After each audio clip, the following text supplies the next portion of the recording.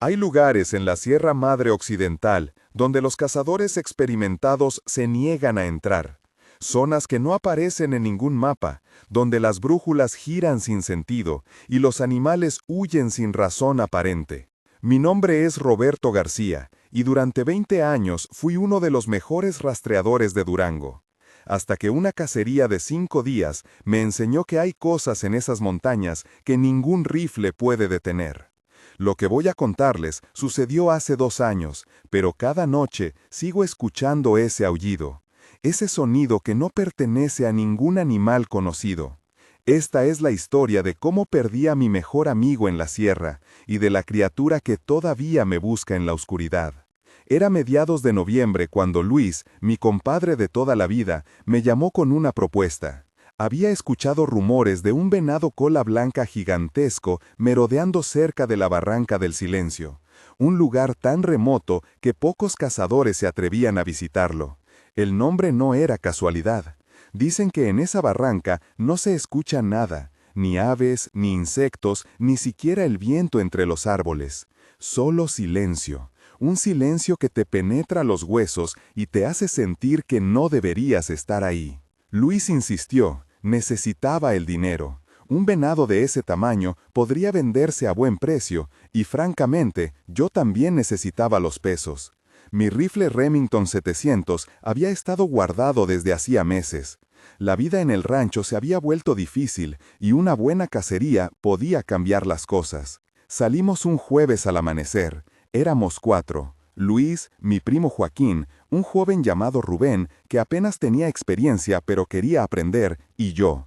Cargamos la camioneta con provisiones para 5 días, munición suficiente, tiendas de campaña y todo el equipo necesario. Conocía bien la zona, o al menos eso creía. Había cazado en esas montañas desde que era niño. Mi abuelo me enseñó a leer las huellas, a distinguir el comportamiento de los animales, a respetar los ciclos de la naturaleza.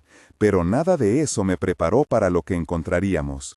El camino de terracería serpenteaba entre pinos altísimos. La niebla matutina se pegaba al parabrisas y conforme ascendíamos, el aire se volvía más frío, más denso. Luis conducía en silencio, con esa concentración que solo tienen los cazadores experimentados.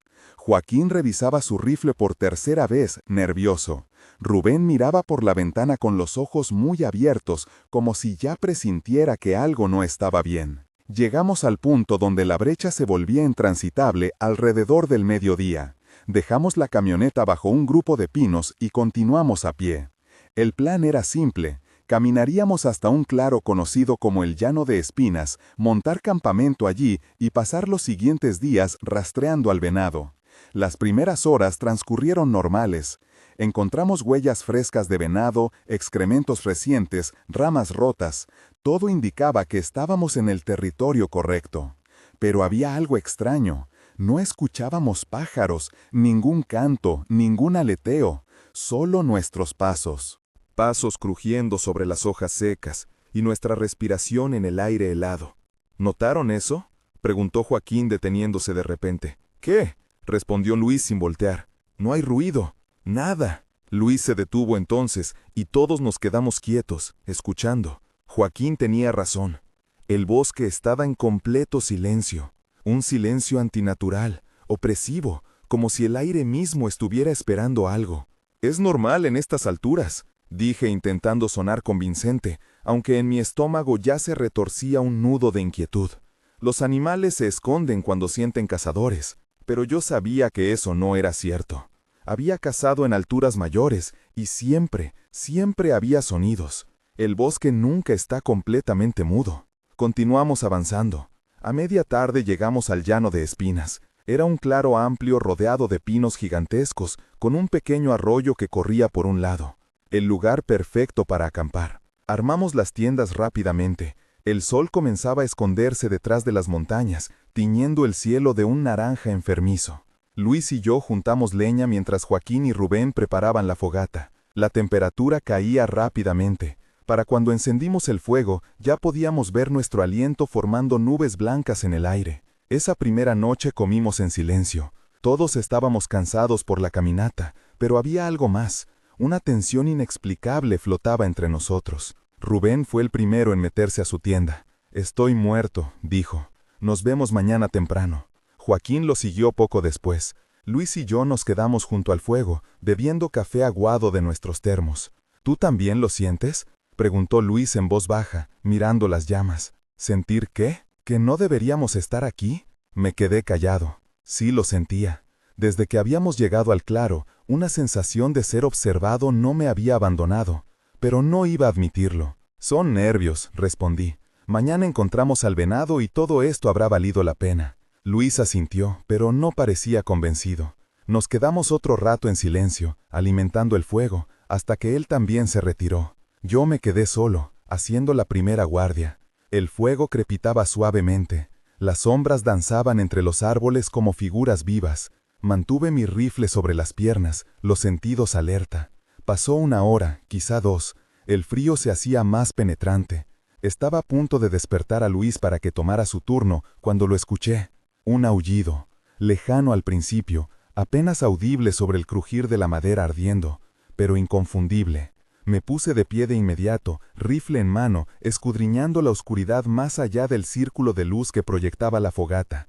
El aullido se repitió, más cerca ahora. No era el aullido de un lobo ni de un coyote, era algo diferente, más grave, más prolongado, casi como un lamento humano mezclado con el grito de un animal. Se me erizó la piel. «Luis», llamé en voz baja. No hubo respuesta. El aullido sonó una tercera vez, y esta vez pude ubicar la dirección.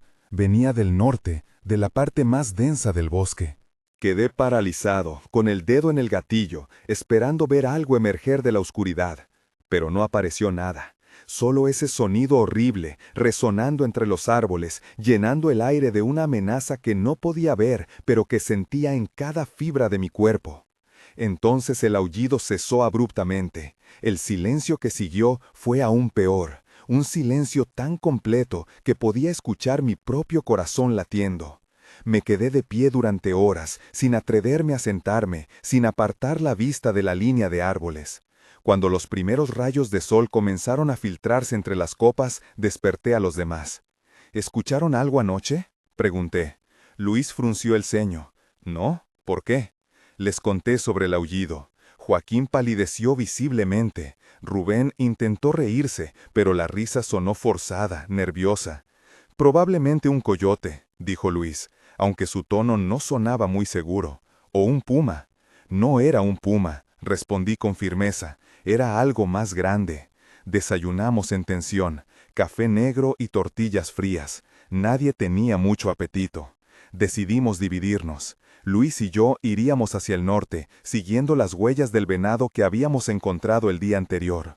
Joaquín y Rubén explorarían el este, cerca del arroyo. Nos adentramos en el bosque alrededor de las 7 de la mañana. La niebla aún cubría el suelo, haciendo difícil ver más allá de unos metros. Luis iba adelante, yo lo seguía unos pasos atrás, con el rifle listo.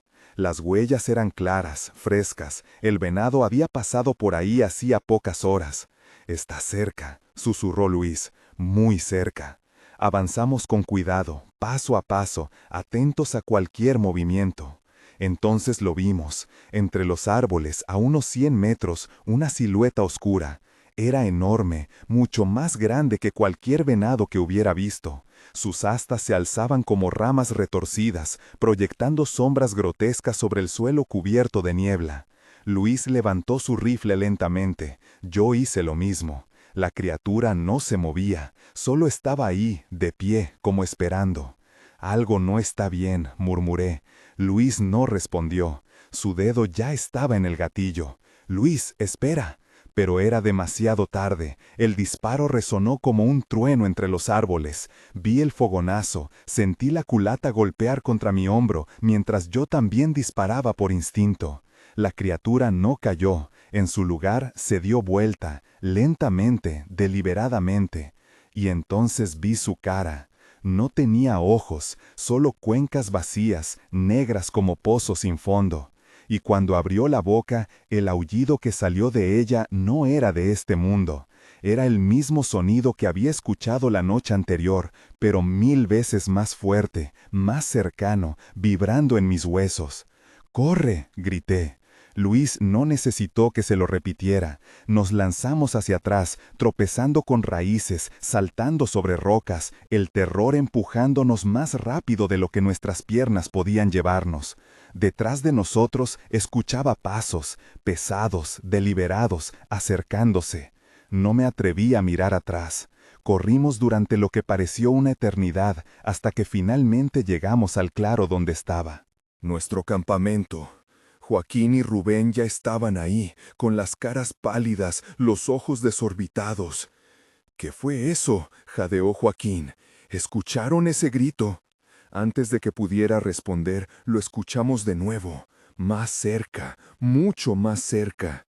Y entonces, en el borde del claro, entre los árboles, la vimos, la criatura, de pie sobre sus patas traseras como un hombre. Sus astas rozaban las ramas más bajas, y esas cuencas vacías nos miraban fijamente. Si esta historia te está atrapando, si sientes ese escalofrío recorriéndote la espalda, dale like a este video y suscríbete al canal. Tu apoyo hace posible que sigamos trayéndote estas historias que te mantienen despierto por las noches. Y créeme, vas a necesitar mantenerte despierto para lo que viene después. No te pierdas nuestras próximas historias. Ahora sí, regresemos a la sierra, donde Roberto y sus compañeros están a punto de descubrir que lo que cazaban era solo el principio de su pesadilla. Nadie se movió. Estábamos congelados, con los rifles apuntando hacia la criatura, pero incapaces de disparar. Había algo en su presencia que paralizaba, que te quitaba la voluntad de actuar. Luis fue el primero en romper el hechizo. Disparó. El estallido me sacó de mi trance y yo también disparé. Joaquín y Rubén nos siguieron. 4 disparos casi simultáneos. Vi cómo las balas impactaban en el cuerpo de la cosa. Vi cómo su piel se hundía donde los proyectiles entraban. Pero no sangró, no cayó, no cayó, no se inmutó. En cambio, abrió la boca de nuevo y emitió un sonido que no era un aullido. Era una risa profunda, gutural, que resonó en mi cráneo como si viniera de dentro de mi propia cabeza. «Dios mío», susurró Rubén, «Dios mío, Dios mío, Dios mío». La criatura dio un paso hacia nosotros, luego otro. Se movía con una lentitud deliberada, como si supiera que no podíamos hacerle daño, como si disfrutara nuestro terror. «¡A la camioneta!», grité. «¡Ahora!». Nos lanzamos hacia nuestras tiendas, agarrando solo lo esencial. Mochilas, munición, agua. No había tiempo para nada más. Corrimos hacia donde habíamos dejado la camioneta el día anterior, a más de 2 horas de distancia. Pero no importaba. Teníamos que salir de ahí. Detrás de nosotros la risa continuaba, y luego los pasos, pesados, constantes, siguiéndonos. No corría, no necesitaba correr. Sabía que eventualmente nos cansaríamos. Corrimos como nunca en nuestras vidas. Los pulmones me ardían, las piernas me gritaban que me detuviera, pero el miedo era más fuerte que el dolor.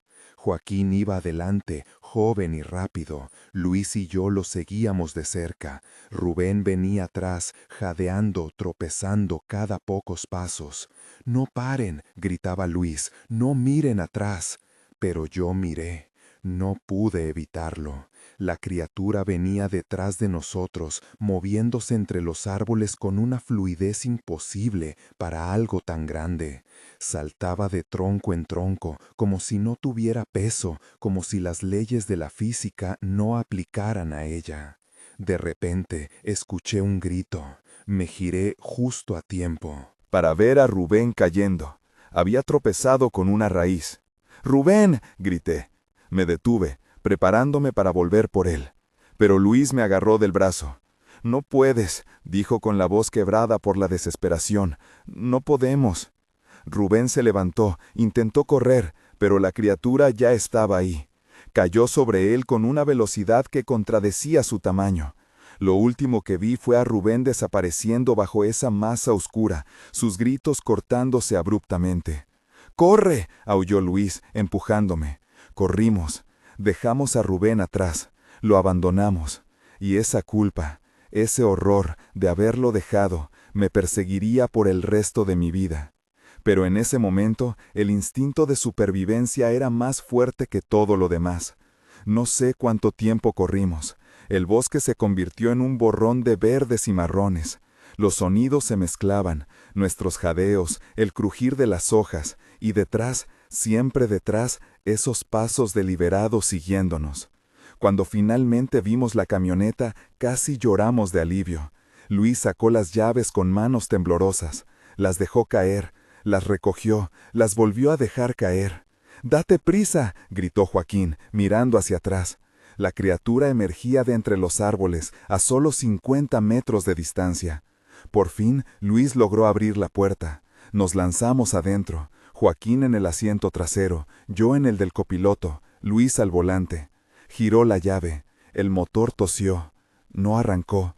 «No, no, no», murmuraba Luis, girando la llave una y otra vez. «Por favor, por favor, por favor».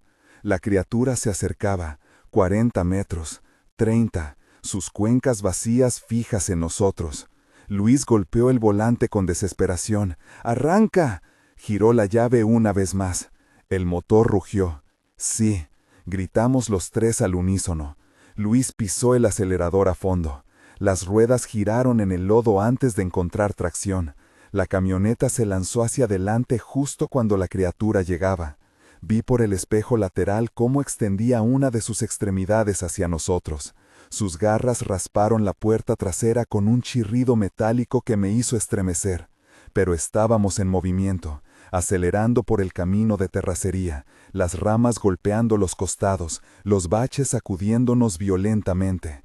Luis no redujo la velocidad, no hasta que salimos del bosque y llegamos a la carretera principal, donde había luz, donde había otros vehículos, donde había gente. Solo entonces se detuvo. Nos quedamos sentados en silencio, respirando pesadamente, temblando. Joaquín lloraba en el asiento trasero.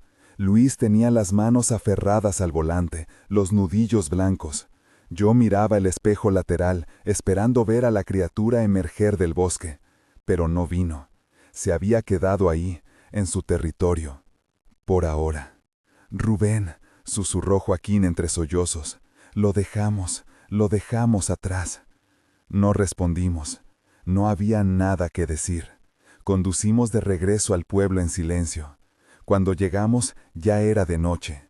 Fuimos directamente con el delegado, don Jacinto, un hombre de 70 años que había vivido toda su vida en esas montañas. Le contamos todo, el venado sin ojos, el aullido, cómo las balas no le hacían. Nada, cómo se llevó a Rubén. Don Jacinto nos escuchó en silencio, fumando su cigarro lentamente. Cuando terminamos, suspiró pesadamente. «No son los primeros», dijo finalmente. «¿Qué?», pregunté. «Cada 10, 15 años alguien viene con la misma historia. Un venado que no es un venado. Una cosa que camina como hombre pero no es hombre. Ojos que no existen pero te ven de todas formas». Se levantó y fue a un viejo archivero en la esquina de su oficina. Sacó una carpeta amarillenta llena de papeles viejos. 1987. 3 cazadores, 2 regresaron. Reportaron lo mismo. 1971. 4 cazadores, 3 regresaron. 1958. 5 cazadores, 2 regresaron. Nos pasó los documentos. Eran reportes policiales, todos describiendo la misma criatura, todos en la barranca del silencio. Los ancianos lo llaman el caminante, continuó don Jacinto. Dicen que es viejo, más viejo que estos árboles, que era humano una vez, hace mucho tiempo, pero hizo un pacto, intercambió su humanidad por poder sobre el bosque. «Esos son solo leyendas», murmuró Luis, aunque su voz carecía de convicción. «¿Sí?», respondió don Jacinto. «Entonces explícame cómo es que lleva apareciendo por más de un siglo. Explícame por qué las balas no lo detienen. Explícame por qué todos los que lo ven dicen exactamente lo mismo. Cuencas vacías, astas como ramas, ese aullido que te hiela la sangre. Nos quedamos callados, no teníamos respuesta. ¿Qué pasó con Rubén?, preguntó Joaquín con voz quebrada. Don Jacinto bajó la mirada. Lo mismo que les pasó a los otros, el bosque se lo quedó. Algunos dicen que el caminante se alimenta de los cazadores que entran en su territorio. Otros dicen que los convierten en parte del bosque, árboles que susurran en la oscuridad. No lo sé, nadie lo sabe. Lo único que sé es que los cuerpos nunca aparecen. Sentí que iba a vomitar. Rubén, joven, con toda su vida por delante, y nosotros lo habíamos llevado ahí, lo habíamos condenado. Tenemos que organizar una búsqueda, dije, tenemos que encontrarlo. Don Jacinto negó con la cabeza. No serviría de nada. Enviar más gente solo daría más víctimas. Lo mejor que pueden hacer es advertir a todos, nadie debe ir a esa barranca, nunca. Pasamos la noche en casa de don Jacinto, incapaces de regresar a nuestras propias casas. Ninguno de nosotros durmió. Cada vez que cerraba los ojos, veía esas cuencas vacías mirándome. Escuchaba ese aullido, veía a Rubén desapareciendo bajo la criatura. Al día siguiente regresamos al pueblo. Corrió la voz rápidamente. La familia de Rubén lloró. Su madre me miró con ojos llenos de dolor y acusación. No la culpé, era nuestra culpa, mía, de Luis, de Joaquín. Lo habíamos llevado allá, lo habíamos abandonado. Los días siguientes fueron un infierno.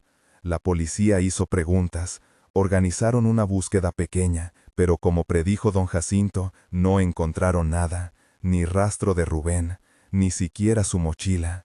Era como si la sierra se lo hubiera tragado completamente.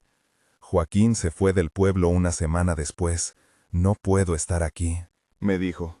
Cada vez que miro esas montañas, lo veo cayendo, lo escucho gritando. No volví a saber de él. Luis y yo nos quedamos. Alguien tenía que quedarse. Alguien tenía que advertir a la gente. Pasaron semanas, luego meses.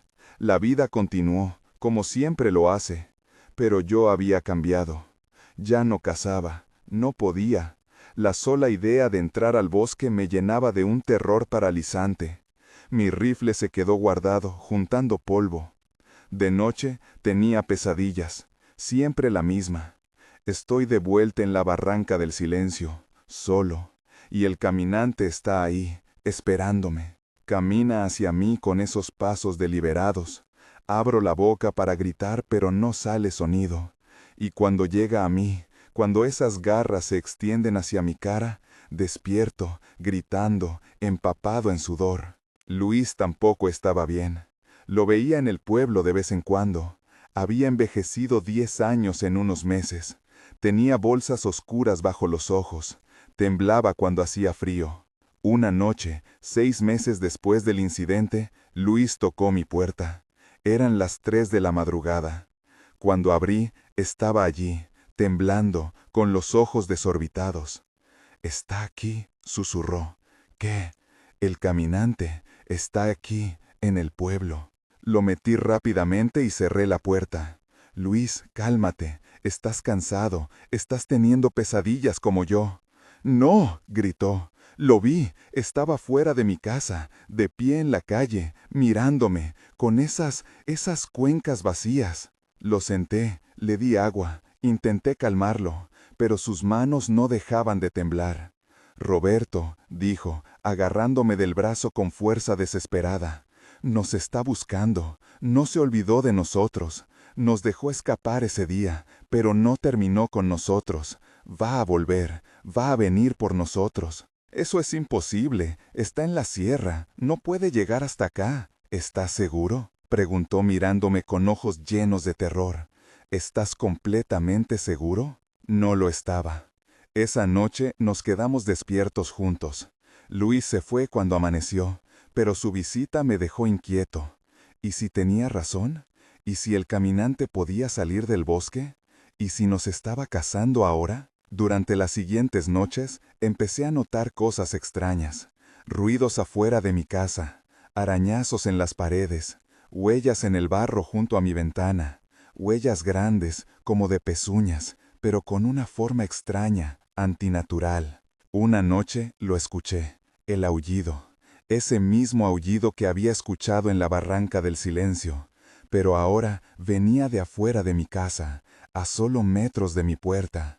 Me quedé paralizado en mi cama, con el corazón latiendo tan fuerte que pensé que iba a explotar.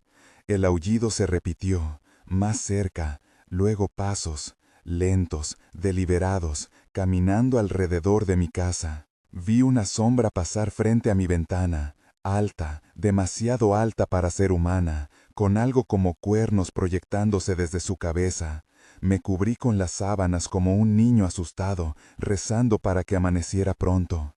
Los pasos continuaron toda la noche, rodeando mi casa, una y otra vez, como un depredador, acechando a su presa.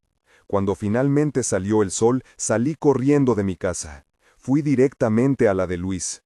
Toqué la puerta. No respondió. Toqué más fuerte. Nada. La puerta estaba sin seguro. Entré. ¿Luis? Silencio.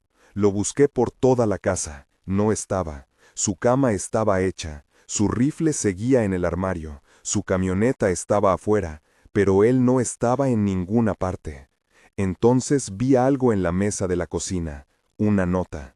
Con letra temblorosa decía: «Lo siento, Roberto. No puedo más. Se lo voy a devolver. Tal vez así nos deje en paz». Sentí un vacío en el estómago. Salí corriendo, subí a mi camioneta, conduje hacia la sierra, hacia la barranca del silencio. Sabía a dónde había ido Luis. Encontré su camioneta abandonada en el mismo lugar donde la habíamos dejado meses atrás. Las llaves estaban en el encendido, la puerta del conductor abierta. Tomé mi rifle. Esta vez no iba a huir. Esta vez iba a enfrentarlo. Caminé hacia el bosque. El silencio me envolvió inmediatamente, ese mismo silencio antinatural que habíamos experimentado antes. Seguí el camino conocido hacia el claro donde habíamos acampado, y ahí estaba Luis, o lo que quedaba de él. Estaba de pie en el centro del claro, completamente inmóvil. Sus ojos miraban al frente sin ver nada. Me acerqué lentamente. «¿Luis?» No respondió, no se movió. Era como si estuviera en trance. Entonces lo vi. Detrás de Luis, emergiendo de entre los árboles, estaba el caminante, más grande de lo que recordaba. Sus astas se extendían como ramas de árbol muerto. Sus cuencas vacías me observaban. «¡Aléjate de él!», grité, levantando mi rifle. La criatura inclinó su cabeza, como si me estuviera estudiando. Luego abrió su boca y habló. No aulló, habló, con una voz que sonaba como piedras raspando contra piedras, como el viento silbando a través de huesos. «Tomaste lo que era mío». Me quedé helado.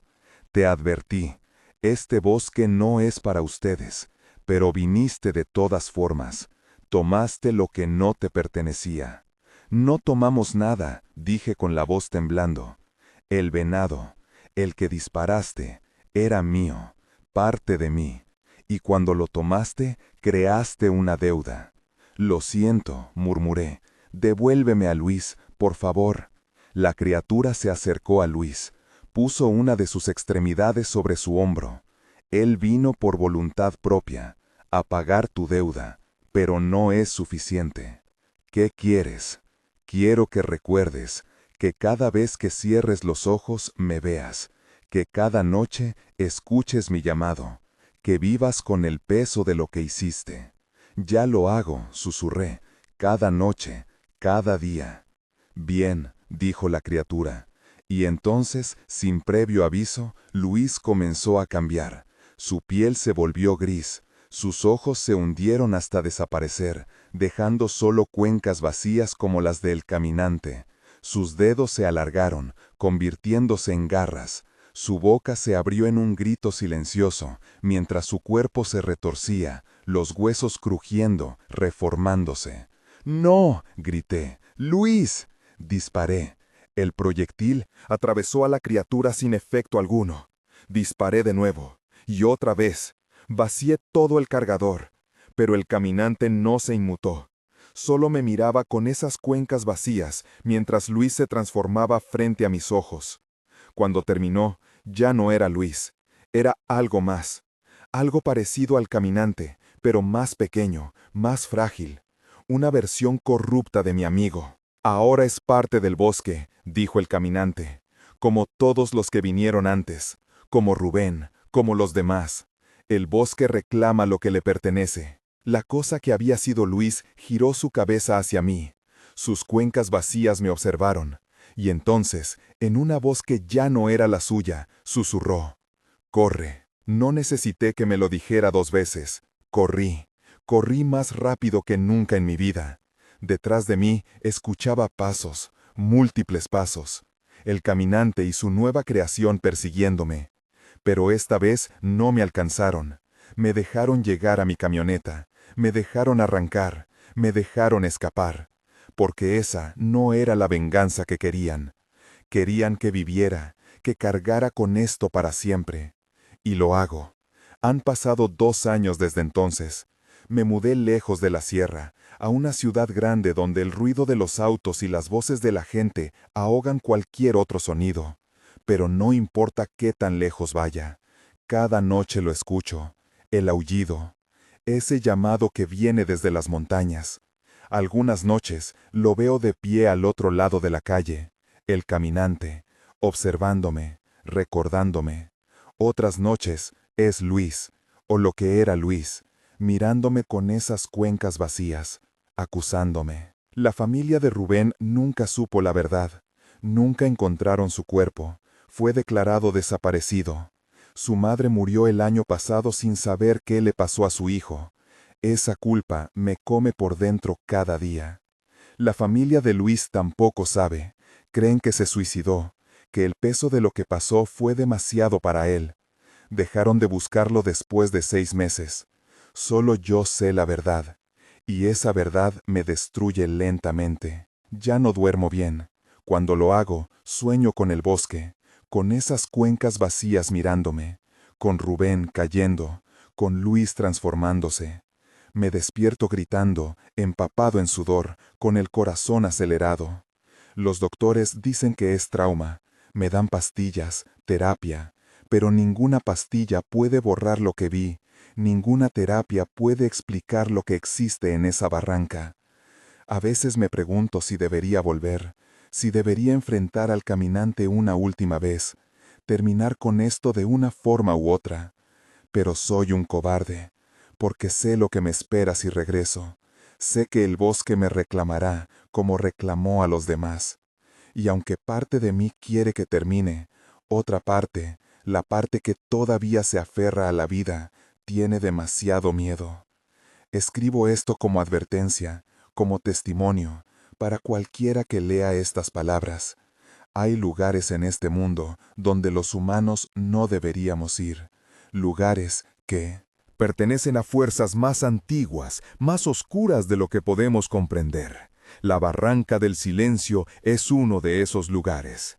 Si alguna vez escuchas rumores sobre un venado gigante en esas montañas, si alguien te invita a cazar allá, si siquiera consideras entrar en ese bosque, por favor, no lo hagas, no cometas mi error, no pierdas a tus amigos como yo perdí a los míos, no cargues con esta culpa que me carcome cada segundo de cada día, porque el precio de cazar en esa sierra no se paga con dinero, se paga con tu alma, se paga con tu cordura, se paga con todo lo que alguna vez fuiste. Anoche lo volví a escuchar, más cerca que nunca. El aullido resonó en mi departamento, haciendo vibrar las ventanas. Me levanté temblando y miré hacia afuera. Ahí estaba, en la calle vacía, el caminante. Pero no estaba solo. A su lado había 2 figuras más pequeñas. Una era Luis, la otra era Rubén. Los 3 me miraban con sus cuencas vacías, esperando.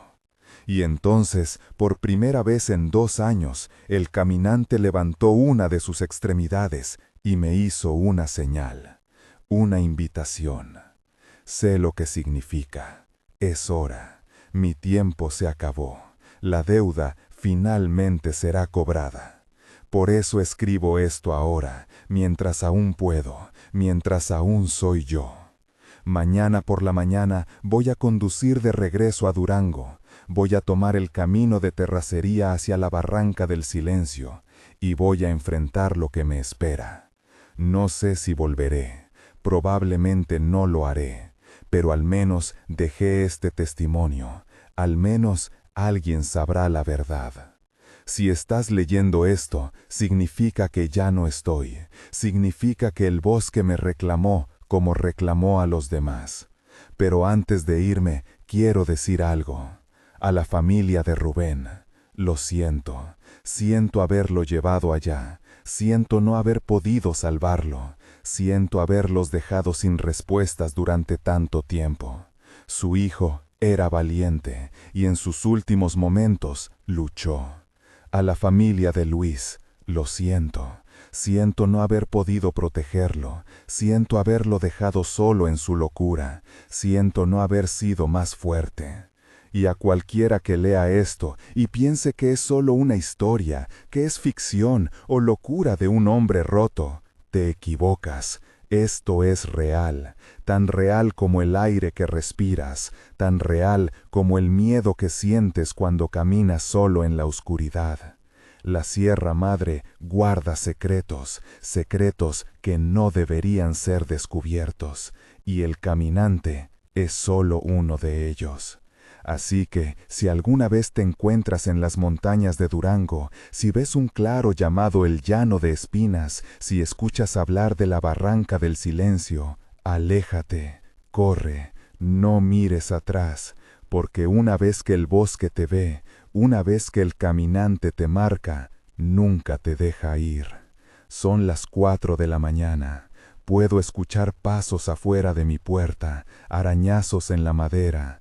El aullido ha llegado. Vuelto, resonando en las paredes de mi departamento.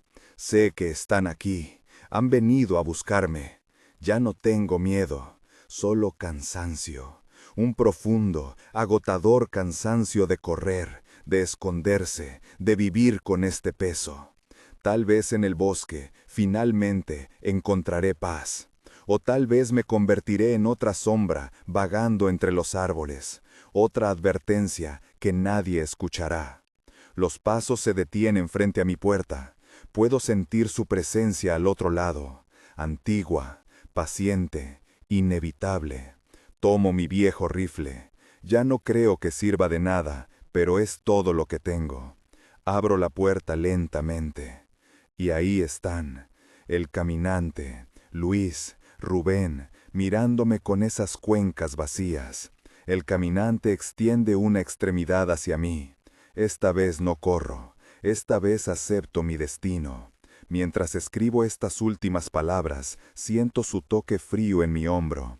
Siento cómo algo cambia dentro de mí, cómo la oscuridad comienza a filtrarse en mi mente. Mi visión se vuelve borrosa. Las palabras en la pantalla se distorsionan. Puedo sentir mis dedos alargándose, mis huesos crujiendo. El dolor es insoportable, pero también hay algo más, una extraña sensación de pertenencia, como si finalmente estuviera llegando a casa, a mi verdadero hogar. El bosque me llama, y esta vez respondo. Si alguien encuentra este documento, por favor difúndanlo, adviertan a otros, no dejen que más personas cometan nuestro error. La barranca del silencio no es solo un nombre, es una promesa.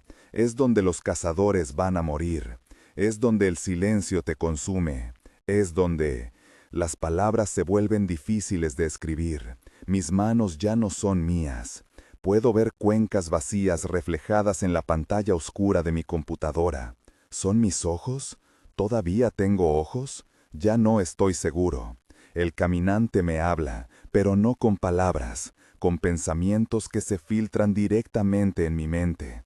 Me muestra cosas, Otros cazadores a través de los años, docenas de ellos, cientos quizá, todos ahora parte del bosque, todos sirviendo al caminante, todos sirviendo al caminante, todos esperando al próximo que se atreva a entrar en su territorio.